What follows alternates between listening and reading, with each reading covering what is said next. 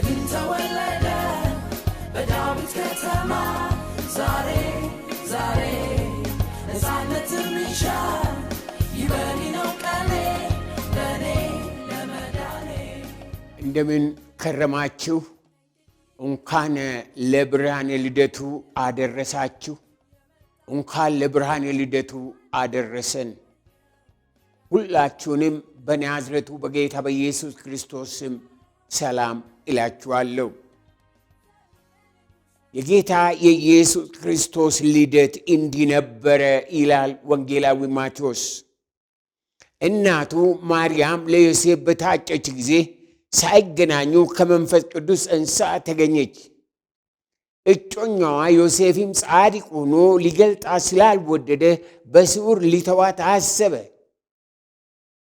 እርሱ ግን ይህን ሲያስብ እነሆ የጌታ መልአክ በሕልም ታየው፣ እንዲህም አለ፣ የዳዊት ልጅ ዮሴፍ ሆይ ከእርሷ የተጸነሰው ከመንፈስ ቅዱስ ነውና እጮኛህን ማርያምን ለመውሰድ አትፍራ።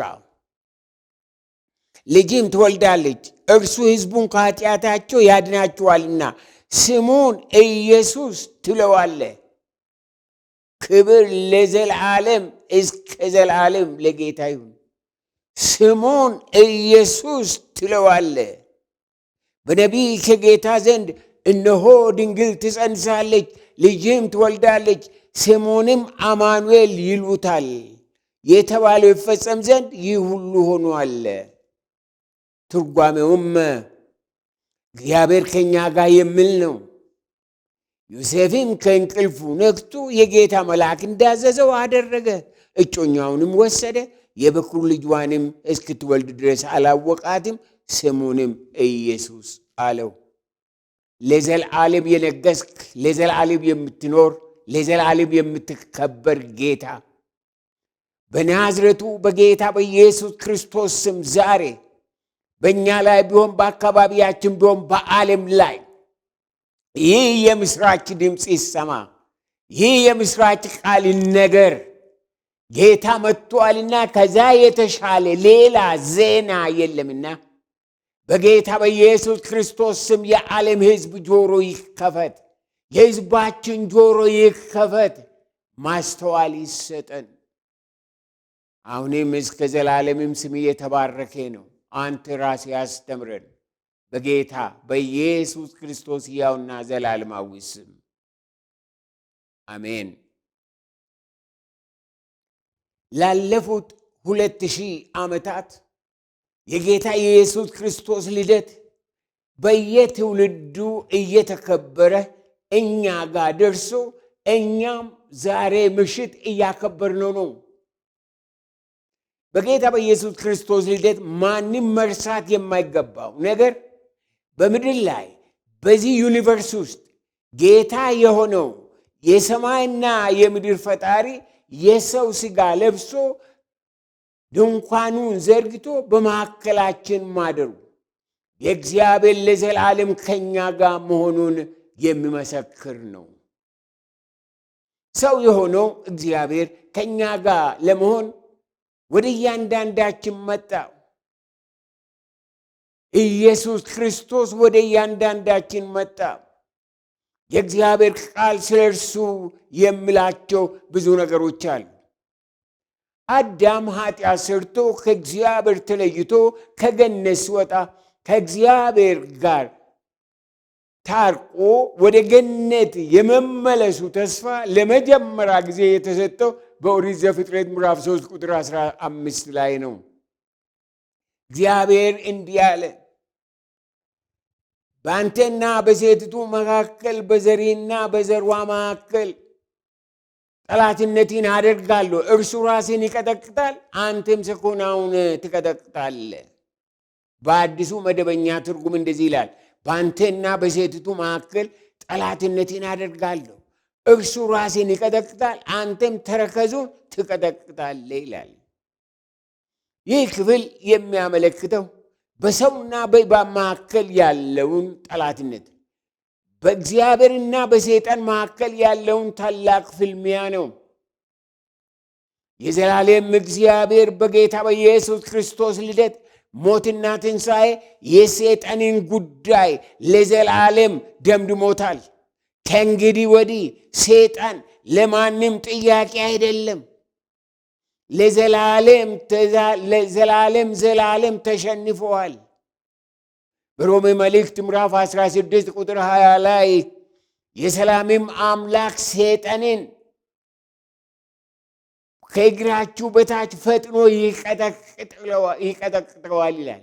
ከእግራችሁ በታች ሰይጣን በላችን አይደለም፣ በአካባቢያችን እኩያችን አይደለም፣ ከእግራችን በላይ በክርስቶስ ኢየሱስ ተቀጥቅጧል።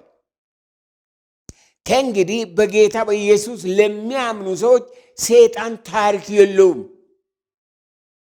ቦታ የለውም፣ ስራ የለውም፣ ስፍራ የለውም። ይህ ሁሉ የጌታ ከዘላለም ዘላለም ወደ ምድር መምጣት፣ በመካከላችን መወለድ፣ ወደ መስቀል መሄድ፣ ሞቶና መነሳት፣ ወደ ሰማይ ማዕረግ ተመልሶ መምጣት ማስፈለጉ የሰይጣንን አሻራ ከዩኒቨርስ ከእግዚአብሔር አእምሮ ከዘላለም መዝገበ ቃላት ለአንዴና ለዘላለም ለመደምሰስ ነው። የእግዚአብሔር ልጅ የናዝሬቱ ኢየሱስ በቤተልሔም የተወለደው እንደ ሕፃን የተወለደው የሰይጣንን መንግሥት የሰይጣንን አምባገነንነት አሕዛብም የመግዛቱ ይህንን ሁሉ በእርሱ ለሚያምኑት ምን አደረገ? ለዘላለም ማስታወሻ እንዳይኖረው መታው። በዳግም ምጽአት ላይ ከዘላለም ከማንም መዝገበ ቃላት ለዘላለም ይሰርዘዋል። ይህ ከሁሉ የሚበልጥ ቋንቋ የማይገኝለት የዘላለም ድል ነው። የዘላለም ተአምር ነው። ይህም የተቻለውና የሚቻለው የጌታ ኢየሱስ ክርስቶስ በመካከላችን መወለድና ማገልገል ሕይወቱን መስጠት ነው። ለመሆኑ ይህ ለመላ ዩኒቨርስ አዳኝ የሆነው ጌታ ኢየሱስ ክርስቶስ ማን ነው? እናውቀዋለን? ማን ነው? ይሄ ተወለደ የምንለው ጌታ ማን ነው? የእግዚአብሔር ቃል እርሱን ማን ይለዋል? ነቢያት ማን ይሉታል? ሐዋርያት ማን ይሉታል? እኛስ ማን እንለዋለን? የእግዚአብሔር ቃል በዘፍጥረት ምዕራፍ 12 ቁጥር 2 ላይ ቁጥር 21 ላይ የመስዋዕት በግ ይለዋል። በኦሪት ዘዳግም ምዕራፍ 18 ቁጥር 15 ላይ የእግዚአብሔር ነቢይ ይለዋል። በዕብራውያን ምዕራፍ 3 ቁጥር 1 ላይ ሊቀ ካህናት ይለዋል። በራእይ ምዕራፍ 19 ቁጥር 16 ላይ ንጉሥ ይለዋል። በትንቢተ ኢሳይያስ ምዕራፍ 9 ቁጥር 6 ላይ ብዙ ድንቅ ስሞችን ይሰጠዋል። ድንቅ መካር፣ ኃያል አምላክ፣ የዘላለም አባት፣ የሰላም አለቃ ይለዋል። እንዲሁም በአዲስ ኪዳን በማቴዎስ ወንጌል ምዕራፍ 1 ቁጥር 21 ላይ አዳኝ ይለዋል። በማቴዎስ ወንጌል ምዕራፍ 1 ቁጥር 21 ላይ ኢየሱስ ይለዋል። በማቴዎስ ወንጌል ምዕራፍ 1 ቁጥር 21 ላይ 23 ላይ አማኑኤል ይለዋል። በማቴዎስ ወንጌል ምዕራፍ 1 ቁጥር 23 ላይ እግዚአብሔር ከኛ ጋር ይላል። በሉቃስ ወንጌል ምዕራፍ 2 10 ላይ ታላቅ ደስታ። በሉቃስ ወንጌል ምዕራፍ 2 ቁጥር 10 ላይ የምስራች መልካም ዜና። በሉቃስ ወንጌል ምዕራፍ 2 ቁጥር 11 ላይ ጌታ። በሉቃስ ወንጌል ምዕራፍ 2 ቁጥር 11 ላይ መድኃኒት። በዮሐንስ ወንጌል ምዕራፍ 6 ቁጥር 35 ላይ የሕይወት እንጀራ ይለዋል። በምዕራፍ 8 ቁጥር 12 ላይ የዓለም ብርሃን። በዮሐንስ ወንጌል ምዕራፍ 10 ቁጥር 7 ላይ የበጎች በር። በዮሐንስ ወንጌል ምዕራፍ 10 ቁጥር 7 ላይ የበጎች እረኛ። በዮሐንስ ወንጌል ምዕራፍ 11 ቁጥር 5 ላይ ትንሣኤና ሕይወት። በዮሐንስ ወንጌል ምዕራፍ 14 ቁጥር 6 ላይ መንገድ፣ እውነት፣ ሕይወት። በዮሐንስ ወንጌል ምዕራፍ 15 ቁጥር 1 ላይ የወይን ግንድ ይለዋል። በራእይ ምዕራፍ 1 ቁጥር 8 ላይ አልፋና ኦሜጋ፣ በራእይ ምዕራፍ 22 ቁጥር 16 ላይ የዳዊት ስርና ዘር፣ ራእይ ምዕራፍ 22 ቁጥር 16 ላይ የሚያበራ የንጋት ኮከብ እያለ ይቀጥላል። ኢየሱስ ስሙ ድንቅ ነው፣ ስራው ድንቅ ነው። ተነግሮ ተነቦ አያልቅም። ለዘላለም እስከ ዘላለም የተባረከ ይሁን። ስሙ የተባረከ ነው። ስሙ እንደሚፈስ ዘይት ነው አለ እግዚአብሔር ቃል። ስሙ እንደሚፈስ ነው አለ ዘማሪው። ይህ በእውነት ቢገባን ወገኖቼ የሚያስገርም ነው፣ የሚያስደንቅ ነው፣ የሚያስጨፍር ነው፣ የሚያንበረክክ ነው። ከቅድስት ድንግል ማርያም የተወለደው የሕያው እግዚአብሔር ልጅ ጌታ ኢየሱስ ክርስቶስ የዘላለም ዘላለም ምስጢር ነው። ከዘላለም ዘላለም ተገለጠ። አዳኝ ሆኖ መጣ፣ መልስ ሆኖ መጣ፣ ጌታ ሆኖ መጣ፣ ንጉሥ ሆኖ መጣ። ውድ ወገኖቼ ይህን ሁሉ በእውነት የሚረዱት የጌታ ማንነት የሚገባቸው ዳግመኛ የተወለዱ በክርስቶስ ኢየሱስ የሚያምኑ ብቻ ናቸው። ለሌሎች ተረት ነው። ሌሎች እንዳውም አይቀበሉትም፣ አውቁትማ። እኛ ግን በእውነት እናውቃለን። ይህ እውነት ነው። ምክንያቱም በሕይወታችን ውስጥ ገብቶ ታሪካችንን ለውጠዋልና፣ ሕይወታችንን ለውጠዋል፣ አድራሻችንን ለውጠዋል፣ ስማችንን ለውጠዋል፣ አካሄዳችንን ለውጠዋል። ይህ የእግዚአብሔር ልጅ፣ ይህ የተወለደው የእግዚአብሔር ልጅ በፍጹም በእውነት እግዚአብሔር ነው። ያድናል፣ ይታደጋል። ክብር ለዘላለም እስከ ዘላለም ለስሙ ይሁን። ይህ ሁሉ በእውነት የሚረዱት እንግዲህ የጌታ ልጆች ናቸው። ለመሆኑ ክርስትና ምንድን ነው? ክርስትና ክርስቲያኖች ሲባል ትሰማላችሁ አይደል? እዝም እዛም እዝም። ምንድን ነው ክርስትና? እናንተ ክርስቲያኖች ናችሁ። ምንድን ናችሁ? እናንተ ምንድን ናችሁ? ምንድነን? ክርስቲያንን ስንል ምን ማለታችን ነው? ክርስትና የጌታ የኢየሱስ ክርስቶስ በስሙ፣ በሕይወቱ፣ በፍቅሩ፣ በሰላሙ፣ በስራው፣ በምሕረቱ፣ በጸጋው፣ በትዕግስቱ፣ በማንነቱ፣ በመንፈሱ፣ በቃሉ፣ በቸርነቱ በሕይወታችን መገለጥ፣ በሕይወታችን ማደር ነው። የዘላለም እውነት በሕይወታችን አደረ። የዘላለም ብርሃን በሕይወታችን አደረ። ሰማይና ምድርን የፈጠረ ይህንን ዩኒቨርስ የዘረጋ አምላክ በሕይወታችን አደረ በዚህ በክርስቶስ ኢየሱስ። ስለዚህ ነው ክርስቲያኖች የምንባለው። ዝም ብሎ ታሪክ አይደለም፣ ዝም ብሎ ተረት አይደለም። ኢየሱስ ክርስቶስ ብቻ የዘላለም ከፍታ ነው። የዘላለም ኤልሻዳይ ነው። የዘላለም እውነት ነው። የዘላለም ሕይወት ነው። የዘላለም መሸሸጊያ ነው። የዘላለም ትንሣኤ ነው። እርሱ ብቻ ለሰው ኃጢአት መድኃኒት ነው፣ ይምራል።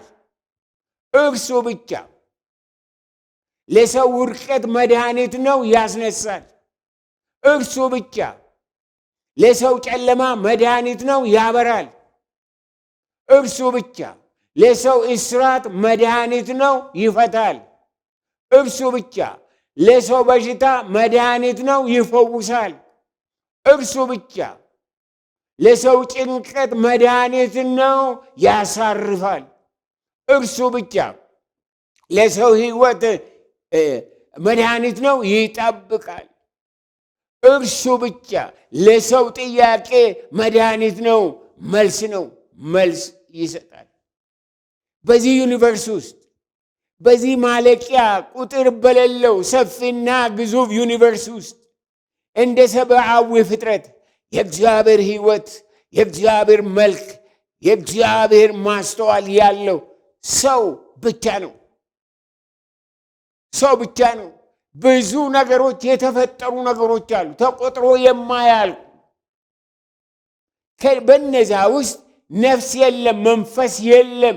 እስከ ዛሬ እስከምናውቅ እግዚአብሔር ቃል የሚነግረን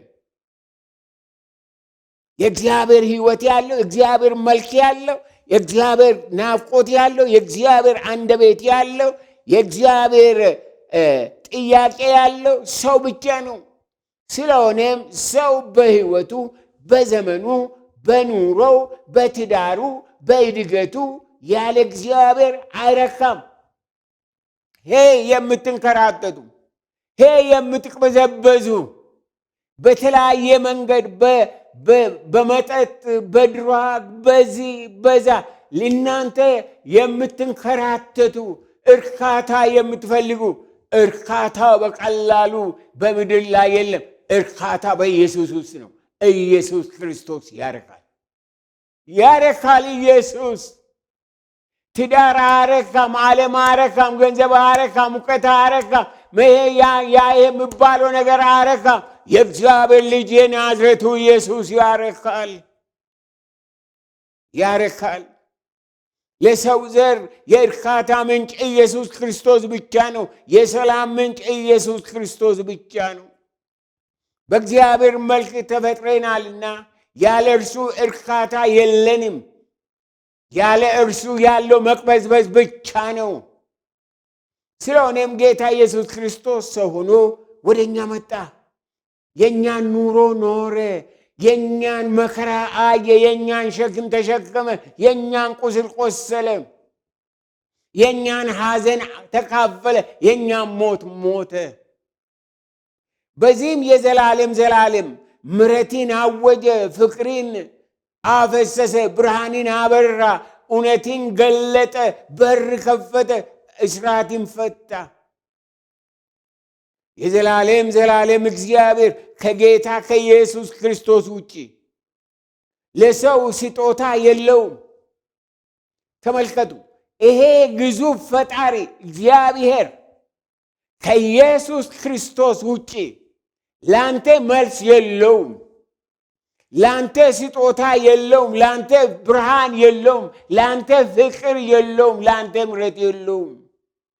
አስራት ላንተ ምንም መንግስት የለውም፣ ላንተ ዓላማ የለውም። በኢየሱስ ክርስቶስ ሁሉን ነገር አድርጎ ሰጠን። ኢየሱስን ስንቀበል፣ ኢየሱስ በውስጣችን ሲገባ የሰማይና የምድር ዘላለማዊው በውስጣችን ገባ። ኢየሱስ የእግዚአብሔር ልጅ ገባ ወደ ሕይወታችን፣ ገባ ወደ ዘመናችን፣ ገባ ወደ ታሪካችን። ይህ የተወለደው ሕፃን ታሪክ ሰሪ ሕፃን ነው። ለዘላለም ታሪክን የሰራ፣ ለዘላለም ታሪክን የሚሰራ ሕፃን ነው። ስለዚህ ከጌታ ከኢየሱስ ክርስቶስ ውጭ መልስ አትፈልጉ፣ እርካታ አትፈልጉ፣ ምንም ነገር አትፈልጉ። ምክንያቱም ከሱ ውጭ ምንም የለም። እግዚአብሔር ሁሉን ነገር በክርስቶስ ኢየሱስ ውስጥ አደረገ። ክብር ለአብ፣ ክብር ለወልድ፣ ክብር ለመንፈስ ቅዱስ ይሁን። በክርስቶስ ኢየሱስ ሁሉ በሙላት ተሰጥቶናል። ምሕረት ወደ ምድር መጣ፣ ሰላም ወደ ምድር መጣ፣ እርቅ ወደ ምድር መጣ፣ ፍቅር ወደ ምድር መጣ፣ ሕይወት ወደ ምድር መጣ። ስለሆነም ዛሬ በአዲስ ኪዳን በክርስቶስ ኢየሱስ ዘመን ማንም በአሁኑ ጊዜ ይህ አዲስ ኪዳን ነው። ኢየሱስ ደሙን ያፈሰሰበት አዲስ ዘመን፣ አዲስ ኪዳን ብሎ የሰየመው ነው። በዚህ ዘመን ማንም በጥላቻ እስራት፣ በጎሰኝነት እስራት፣ በፍርሃት እስራት፣ በዘረኝነት እስራት፣ በጣዖታት እስራት፣ በክልል እስራት፣ በእኔነት እስራት መኖር አያስፈልገውም። ወገኔ ለምን ትታስራለህ? በዛ መኖር የእግዚአብሔር ሐሳብ አይደለም። የዘላለም እግዚአብሔር በክርስቶስ ኢየሱስ ምሕረትን፣ ፍቅርን፣ አንድነትን፣ ነፃነትን፣ ሰላምን፣ እርቅን፣ ሕይወትን፣ እውነትን በምድር ላይ አወጀ። ያ አዋጅ ለእኔ ነው፣ ለእናንተ ነው፣ ለኢትዮጵያ ሕዝብ ነው። የኢትዮጵያ ሕዝብ ለምን ትንከራተታለ? ምን አንከራተተ? ምን ፍለጋ?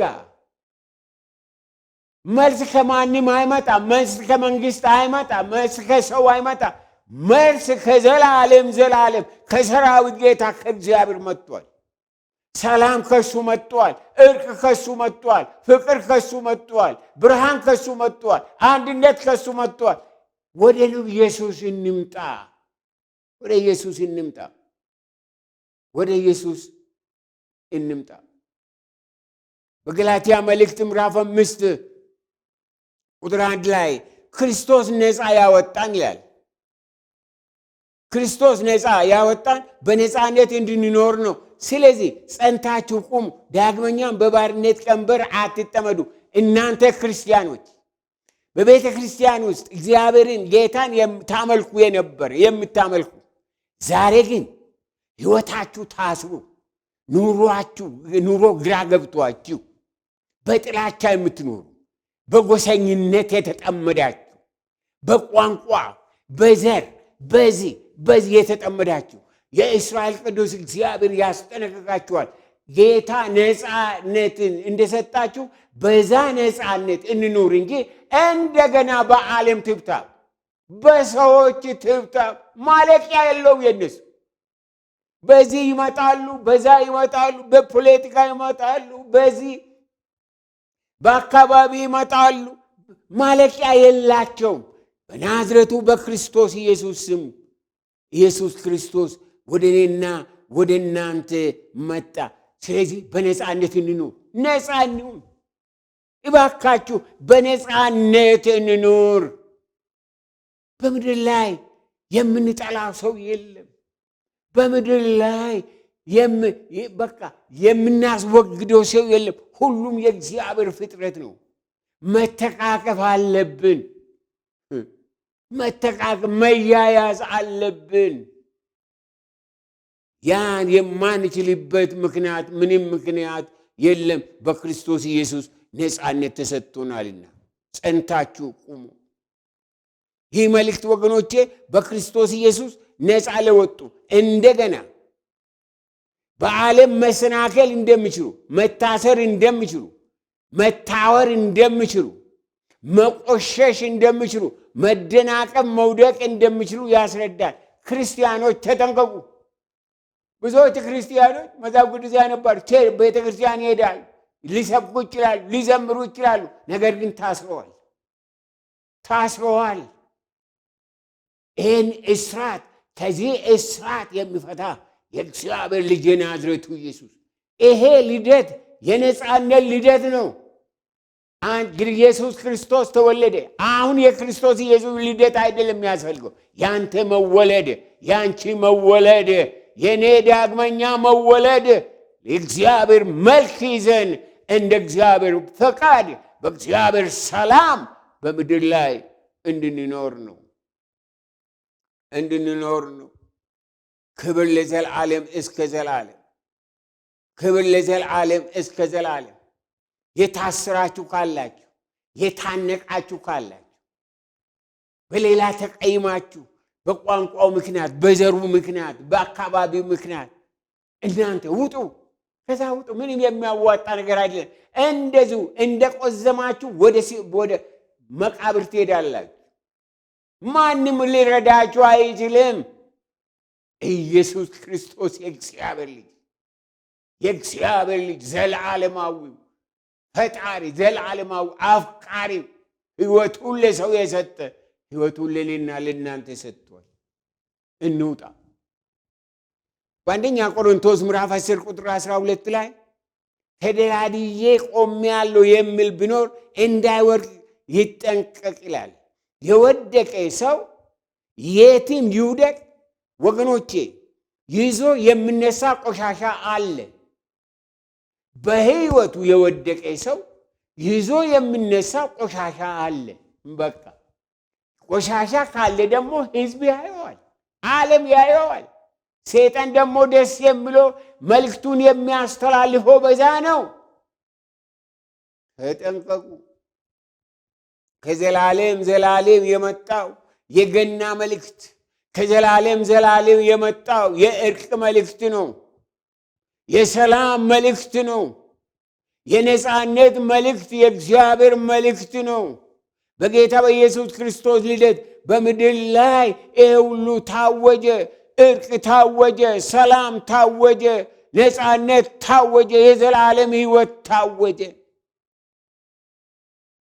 ሁለተኛ ቆሮንቶስ ምዕራፍ 5 ከቁጥር 16 ጀምሮ አንድ የሚያስደንቅ የሚነበብ ክፍል አለ።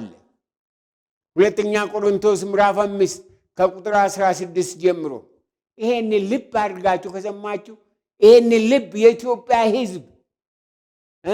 የኢትዮጵያ ሕዝብ መስቀልን አንግተ የምትሄድ የኢትዮጵያ ሕዝብ ይሄንን ስማውና ነፃ ውጣ። ወንጌል ነው ይሄ። የሰው ድርሰት አይደለም። ሰው የሚተቸው ጉዳይ አይደለም። ከዘላለም ዘላለም የመጣ ከዘላለም ዘላለም የተገለጠ ከዘላለም ዘላለም የተነገረ ቃል ነው። ሁለተኛ ቆሮንቶስ ምዕራፍ 5 ከቁጥር 16። ስለዚህ እኛ ከአሁን ጀምሮ ማንንም በሥጋ እንደሚሆን አናውቅም። ክርስቶስንም በሥጋ እንደሆነ ያወቅነው ብንሆን እንኳ አሁን ግን ከእንግዲህ ወዲህ እንደዚህ አናውቀውም። ክርስቶስን ከእንግዲህ ወዲህ እንደ ሕፃን እዛ በቤተልሔም እንደተኛ እንደዛ አይደለም የምናውቀው። እውቀታችን ተቀይሯል። ስለዚህ ማንም በክርስቶስ ቢሆን አዲስ ፍጥረት ነው። አዲስ አእምሮ አለው፣ አዲስ ልብ አለው፣ አዲስ እውቀት አለው፣ አዲስ ማስተዋል አለው፣ አዲስ ስጦታ አለው። ማንም በክርስቶስ ቢሆን አዲስ ፍጥረት ነው። አዲስ ፍጥረት፣ አሮጌው ነገር አልፏል፣ እነሆ ሁሉም አዲስ ሆኗል። ነገር ግን የሆነ ሁሉ በክርስቶስ ከራሱ ጋር ካስታረቀን የማስታረቅም አገልግሎት ከሰጠን ከእግዚአብሔር ነው። እግዚአብሔር በክርስቶስ ሆኖ ዓለምን ከራሱ ጋር ያስታርቅ ነበርና እግዚአብሔር ስለሚወደን በክርስቶስ መጣ ወደኛ፣ ታረቀን። በቃ ይቅር አልኳችኋል። እባካችሁ ወደ ኢየሱስ እንምጣና እንታረቅ። አዎ ራሱንም ያስታርቅ ነበርና በደላቸውን አይቆጥርባቸውም ነበር። በእኛም የማስታረቅ ቃል አኖረ። ክርስቲያኖች ስሙ ይህንን። እግዚአብሔር በክርስቶስ ኢየሱስ ወደ ውስጣችን በገባ ጊዜ ያመጣው መልእክት ነበረ፣ ያስቀመጠው ቃል ነበረ። ቃሉም የማስታረቅ ቃል ነው። የሚያስታርቅ ቃል፣ የሚያስማማ ቃል፣ የሚያዋድድ ቃል፣ አንድ የሚያደርግ ቃል፣ ሰማያዊ ቃል፣ የዘላለም ቃል እግዚአብሔር በውስጣችን አደረገ። ክብር ለዘላለም እስከ ዘላለም ለስሙ ይሁን። በእኛም የማስታወቅን ቃል የማስታረቅ ቃል አኖረ። እንግዲህ እግዚአብሔር በእኛ እንደሚማልድ ስለ ክርስቶስ መልእክተኞች ነን። ከእግዚአብሔር ጋር ታረቁ ብለን ስለ ክርስቶስ እንለምናለን። እኛ በእርሱ ሆነን የእግዚአብሔር ጽድቅ እንሆን ዘንድ ኃጢአት ያላወቀውን እርሱን ስለ እኛ ኃጢአት አደረገው እያለ ይቀጥላል። ወገኖቼ በዚህ ባነበብነው ክፍል ውስጥ 5 ነጥቦችን አጠር አድርጌ እወስዳለሁ እናያለን። ዛሬ ስለ ጌታ ኢየሱስ ያለን እውቀት ለዘላለም ተለውጧል። እርሱ በምድር ላይ በመካከለኛው ምስራቅ በእስራኤል ምድር ከ2000 ዓመታት በፊት ይኖር፣ ያገለግል፣ ይመላለስ እንደነበረ ሳይሆን ዛሬ ሞትን ድል ነስቶ ከሞት ተነስቶ በሰማያዊ ስፍራ በአብ ቀኝ ተቀምጠዋል። እውቀታችን ተቀይሯል። ኢየሱስ ሞቶ ከሞት ተነስቶ ወደ ሰማይ አረገ፣ በአብ ቀኝ ተቀመጠ። ይህንን ነገር እንድናውቅ ያስፈልጋል።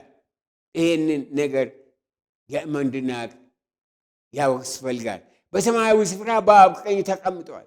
ስለሆነም ዛሬ ኢየሱስ ክርስቶስ አንበሳ እንጂ በግ አይደለም፣ ንጉሥ እንጂ ሕፃን አይደለም፣ ፈራጅ እንጂ ተከሳሽ አይደለም። ጌታ እንጂ ባሪያ አይደለም። ከሁሉ በላይ እንጂ ከማንም በታች አይደለም። ከሁሉ በላይ ከፍ አለ። ከሰማያት በላይ ከፍ አለ። የእግዚአብሔር ልጅ ናዝሬቱ ኢየሱስ ለዘላለም እስከ ዘላለም ስሙ የተባረከ። እንዴት ድንቅ ነው ወገኔ! በምድር ላይ እንደዚህ አይነት ድንቅ አለ? እንደዚህ የሚያስደንቅ የሚያስገርም አለ? የለም። ይሄ ድንቅ ነው። ይሄ ድንቅ ነው። ሁለተኛ ደረጃ እርሱ የነካ ሁሉ በእርሱ የሆነ ሁሉ ለዘላለም ይታደሳል፣ አዲስ ፍጥረት ይሆናል። አዲስ ፍጥረት የጌታ ልጅ ነኝ፣ የጌታ ልጅ ይሆናል ማለት ነው። ኢየሱስ የነካው በሙሉ አዲስ ፍጥረት ነው። አዲስ ፍጥረት፣ አዲስ ፍጥረት። እንዴት አይነት ህይወት! ኢየሱስን ይህንን ኢየሱስ በህይወታችን ማግኘት፣ እሱ ወደ ህይወታችን በሚገባበት ጊዜ ታሪካችንን በሚያስደንቅ ሁኔታ ይለውጠዋል። ሶስተኛው ጌታ ኢየሱስ ክርስቶስ ኃጢአታችንን በደሙ አጥቦ በደል እንደሌለን አንጽቶን ከእግዚአብሔር ጋር አስታረቀን። ከእንግዲህ እኛ የእግዚአብሔር ወዳጆች እንጂ ጠላቶቹ አይደለንም። የእግዚአብሔር ወዳጆች፣ የእግዚአብሔር ልጆች፣ የእግዚአብሔር ልጆች ለመባል ስልጣን የተሰጠን ነን እንጂ የእግዚአብሔር ጠላቶች አይደለንም። በክርስቶስ ኢየሱስ ከእግዚአብሔር ጋር ያልታረቁ በሙሉ የእግዚአብሔር ጠላቶች ናቸው። ጠላቶችን ደግሞ የሚጠብቃቸው በጣም የሚያሳዝን ነገር ነው። ነገር ግን ማንም በምስራቅ በምዕራብ በሰሜን በደቡብ ህንድ ቢሆን ቻይና ቢሆን ኮሪያ ቢሆን ጃፓኒዝ ቢሆን አፍሪካዊ ቢሆን አሜሪካዊ ቢሆን አውሮፓዊ ቢሆን ማንም የጌታ ጠላት መሆን አስፈልገው ሊያመልጥ ይችላል። ሊያመልጥ ይችላል። ኢየሱስ ለሁሉም የሚበቃ ሁሉን የሚሸፍን ምሕረት ደሙ ሁሉን ያነጻል።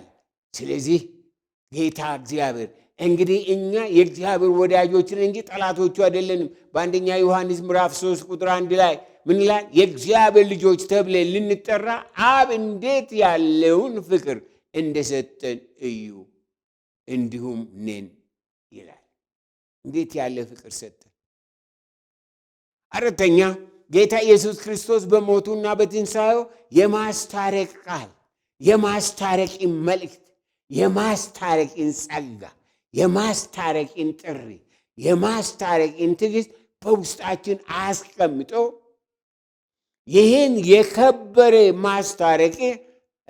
ማስታረቅን አገልግሎት የማስታረቅን አገልግሎት ሰጠን። ሕዝብ የሚያዋጣን መታረቅ ነው። የሚያዋጣን መታረቅና ማስታረቅ ነው። የኢትዮጵያ ሕዝብ ፕሊዝ ስሙ፣ ስሙ። ምንም ዘራ ብትሉ ብትወጡ ብትወርዱ እዛ ስትደርሱ የትም አትደርሱም፣ የትም አትደርሱም። ታዲያ ነገሩ ምንድን ነው? አዎ የማስታረቅ እግዚአብሔር የማስታረቅን ቃል ነው በውስጣችን ያስቀምጠው። ክርስቲያን ሆኖ በእርቅ አገልግሎት በሰላም አዋጅ የማይካፈል አማኝ በምድር ላይ በእግዚአብሔር መንግሥት የተሰጠው ሚና የማያውቅ ሕፃን ነው። ታስታርቅ ዘንድ ተጠርተሃል። ታስታርቅ ዘንድ አስታርቅ ዘንድ ተጠርቻለሁ። የእርቅ መልእክት ምድራችን የተጠማችው ሕዝባችን የተጠማው ይሄንን ነው። የእርቅ መልእክት ታረቁ። መገዳደል ዋጋ የለውም። መነቃቀፍ ዋጋ የለውም። መለያየት ዋጋ የለውም። አንድ ነገር አንድ ቅንጣት ጥቅም የለውም። እንታረቅና ይልቁንስን እንያያዝ። ይህ ዘመን የሰላም ዘመን ነው። ይህ ዘመን የሕይወት ዘመን ነው። ወገኖቼ ይሄንን እንወቅ። እኔና እናንተ ስራችን ጥሪያችን እርቅ ነው። ሰውን ከራሱ ጋር እናስታርቅ። ብዙ ሰዎች ራሳቸውን ስለማይችሉ ራሳቸውን ይገላሉ። ለራሳቸው ጋር መታረቅ ራሳቸውን አይችሉ። ሌሎችን ደግሞ ሰዎችን ከሌሎች ሰዎች ጋር እናስታርቅ። ሰዎችን ከሰዎች ጋር እናስታርቃለን። ሰዎችን ከእግዚአብሔር ጋር እናስታርቃለን። በጌታ በኢየሱስ ክርስቶስ ስም ዛሬ ምሽት በልደት ቀን ጌታ የተወለደበት ቀን እናንተ በክርስቶስ ኢየሱስ ለአዲስ ሕይወት ለአዲስ ተስፋ ዳግመኛ ትወለዱ ዘንድ ጌታ ኢየሱስን ወደ ሕይወታችሁ ትጋብዙት ዘንድ ይጠይቃችኋል። ይህ የእርቅ ምሽት ነው። ከዚህ የበለጠ እርቅ የለም። ከዚህ የበለጠ ዜና የለም። በዓለም ውስጥ ያለው ብጥብጥ ነው። በእግዚአብሔር ያለው ግን ሰላም ነው። ስለዚህ ሰውን ከሰው ጋር፣ ሰውን ከራሱ ጋር፣ ሰውን ከእግዚአብሔር ጋር እናስታርቃለን። የኢትዮጵያ ክርስቲያኖች የኔና የእናንተ ጥሪ ማስታረቅ ነው። በምድራችን የፕሮቴስታንት እምነት ያላቸው 35 ሚሊዮን ወንጌላውያን አማኞች እንዳሉ ይታመናል፣ ይወራል። እኔን ሰምቻለሁ። አንድ ቀን ሁላችን ባለንበት ቦታ በበራችን ላይ ቆመን 35 ሚሊዮን ተመልከቱ እንግዲህ ልባር በበራችን ላይ ቆመን ሰላም ለጎረቤት፣ ሰላም ለመንደር፣ ሰላም ለከተማ፣ ሰላም ለሀገር፣ ሰላም ለኢትዮጵያ፣ ሰላም ለዓለም ብለን ብንጮህ ምን አይነት በምድር ላይ ምን አይነት ተጽዕኖ እንደምናደርግ ልነግራችሁ አልችልም። ሌሎች የጥላቻን፣ የጦርነትን፣ የሞትን ዘር ለመዝራት ይጮሃሉ፣ ወደ ኋላ አይሉም። ድፍረታቸው፣ ስድባቸው ይሄ ነው አይባልም። እኔና እናንተ ግን የዘላለምን ሰላም ይዘን የዘላለምን ሰላም በዘላለማዊ ሰላም ተባርከን ዝም እንላለን። እስኪ አስቡ፣ እስኪ እናስብ። የኢትዮጵያ ሕዝብ የኢትዮጵያ ወንጌላውያን ክርስቲያኖች 35 ሚሊዮናችን ተያይዘን ብንል በምድሪቷ ላይ ሰላም ለሕዝባችን፣ ሰላም ለምድራችን፣ ሰላም ለመንግስታችን፣ ሰላም ብለን ብንጮህ እንዴት አይነት አስደናቂ ጊዜ ይሆናል። ጌታ እግዚአብሔር ማስተዋልን ይስጠን። አምስተኛው ጌታ ኢየሱስ ክርስቶስ ስለኛ ኃጢአተኛ ሳይሆን ኃጢአት የሆነው ከእግዚአብሔር ጋር ያለንን የሰብአዊን ፍጥረት ግንኙነትና ህብረት ለዘላለም በማዳግም ሁኔታ ለመቀየር ነው። የመስቀሉ ደም ምስጢር ነው። ስለሆነም ልደትን ስናከብርና ስናስብ፣ ትንሣኤውን ስናስብና ስናከብር የጌታን ፍጹም ሥራ፣ የጌታን ፍጹም አገልግሎት፣ የጌታን ፍጹም ማዳን፣ የጌታን ፍጹም ምሕረት በማሰብና በማመን ነው። ጌታ ያድናል። ጌታ ያድናል። ወገኖቼ ኢየሱስ ክርስቶስ ለእኔና ለእናንተ ኃጢአት ሆነ፣ ኃጢአተኛ በምድር ላይ በዚህ ዩኒቨርስ እስከ ዛሬ የኖሩና ያለፉ ስንት ቢሊየን አንድ ጊዜ አንብቤ ነበረ ከስንት ዓመታት በፊት 80 ስንት ቢሊየን ምናምን ብለዋል። እኔ ያን እጥፍ ይሆናሉ ብዬ ነው የማምነው። ያ ወገኖቼ እነዛ በቢሊየን የሚቆጠሩ ያለ ክርስቶስ ኢየሱስ እነዚህ በሙሉ ኃጢአተኞች ነበሩ። ዛሬ 7 ምናምን ቢሊየን ህዝብ በምድር ላይ ሁሉም ኃጢአተኛ ነው። ኃጢአት የሆነው ኢየሱስ ብቻ ነው። ኢየሱስ ክርስቶስ ኃጢአተኛ አልሆነም፣ ኃጢአት አልሰራም። ኃጢአት ነው የሆነው። ያ ነው የእግዚአብሔር ቃል የሚለን። ኃጢአት ያላወቀውን እርሱን ስለኛ ኃጢአት አደረገው። ኢየሱስ ኃጢአት በመሆን ኃጢአትን ሻረ። ኃጢአተኛ ቢሆን ኖሮ መሻር አይችልም ነበር። ወገኔ የጌታ ፍጹም ሥራ፣ የጌታ ፍጹም አገልግሎት፣ የጌታ ፍጹም ፍቅር፣ የጌታ ፍጹም ስጦታ፣ የጌታ ፍጹም ማዳን ምሕረት ለእኔና ለእናንተ ስለዳን ይህንን ለዓለም ለማወጅ ነው ጥሪያችን። ውድ ወገኖቼ እግዚአብሔር ከኛ ጋር ነው። እግዚአብሔር ከኛ ጋር ከሆነ ማን ይቃወመናል? በሮሜ ምዕራፍ 8 ቁጥር 31 ላይ እግዚአብሔር ከኛ ጋር ከሆነ ማን ይቃወመናል? እግዚአብሔር ካንተ ጋር ከሆነ፣ እግዚአብሔር ካንቺ ጋር ከሆነ፣ ከእርሱ ጋር ከሆነ ማን ነው የሚቃወመን? ማንም አይቃወም። ማንም አይቃወም። እኛንን ቦታችንን ለቀን ለጠላት ጆሮአችንን በመስጠት ራሳችንን ዝቅ አድርገን ጠላት እንዲያወራን፣ ጠላት ለሐሳቡን እንዲያካፍለን፣ መልእክት እንዲሰጠን፣ ጥላቻውን መርዙን በውስጣችን እንዲከት የምናደርገው ለምን? ዋይ ድንቁርና፣ ከድንቁርና የተነሳ ወገኔ ኢየሱስ ለእኔና ለእናንተ ኃጢአታችን ለዘላለም ሊያስወግድ ተወለደ። እግዚአብሔር ከኛ ጋር ነው። በትንቢተ ኢሳይያስ ምዕራፍ 41 ቁጥር 10 ላይ እኔ ከአንተ ጋር ነኝና አትፍራ ይላል። ዛሬ ምሽት በዚህ ምድር ያላችሁ በኢትዮጵያ ዳር ድንበር እስከ ዳር ድንበር ያላችሁ በደቡብ ይሁን በምስራቅ ይሁን በሰሜን ይሁን በምዕራብ ይሁን ያላችሁ እግዚአብሔር እንደዚህ ይላችኋል፣ እኔ ከአንተ ጋር ነኝና አትፍራ።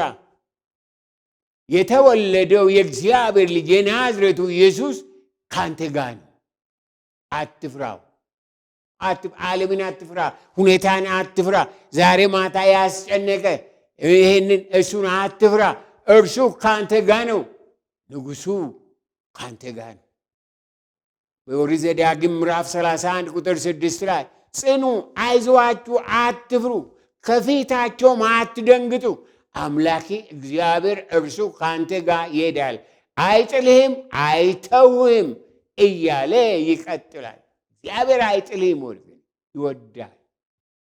እግዚአብሔር ይወደናል። እግዚአብሔር ፍቅር፣ የእግዚአብሔር ጥበቃ ይወደናል።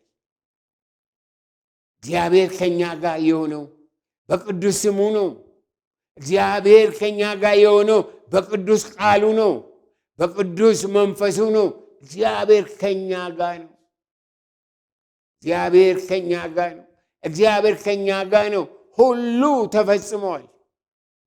ዛሬ የሚያስፈልገን የአዋጅ ቅባት፣ የአዋጅ ቃል ነው። የእግዚአብሔር ልጅ የናዝሬቱ ኢየሱስ ተወለደ። ለኃጢአት መፍትሄ ተገኘ። ለሞት መፍትሄ ተገኘ።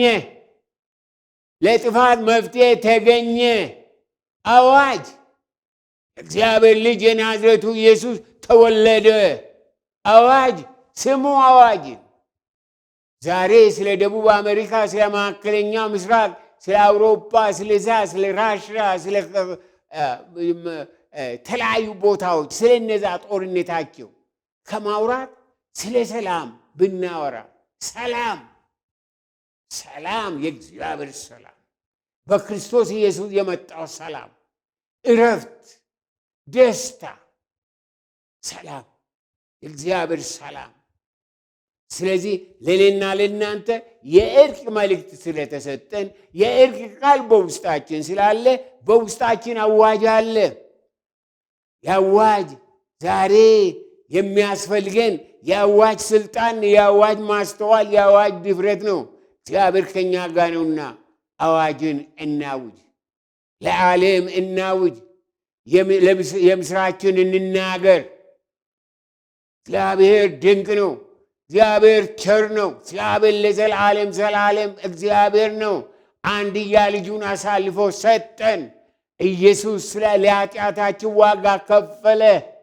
ስለዚህ ዛሬ ማናችንም በኃጢአት ፍርሃት፣ በሞት ፍርሃት፣ በሰይጣን ፍርሃት፣ በዓለም ፍርሃት ማደር የለብንም። ወደ ኢየሱስ እንምጣ።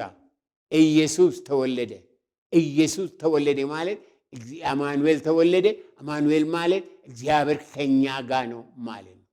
እግዚአብሔር ከኛ ጋር ነው።